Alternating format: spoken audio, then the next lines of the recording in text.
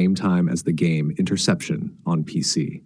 This error happens when Battlefield 6 via EA AntiCheat detects the Interception driver, usually used for custom keyboard mouse input, macros, or controller emulation. #step-by-step fix. Uninstall the Interception driver. 1. Download the official Interception driver installer, same one you used to install it. 2. Open command prompt as administrator. 3. Navigate to the folder with installinterception.exe and run. You can see the code in our conversation history.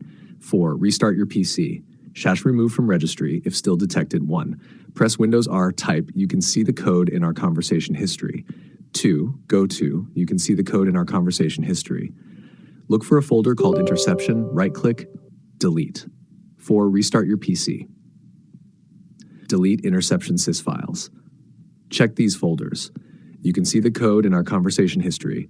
Delete any file named interception.sys or similar. Clean boot test. Press Windows R, type msconfig, services tab, check hide all Microsoft services, click disable all.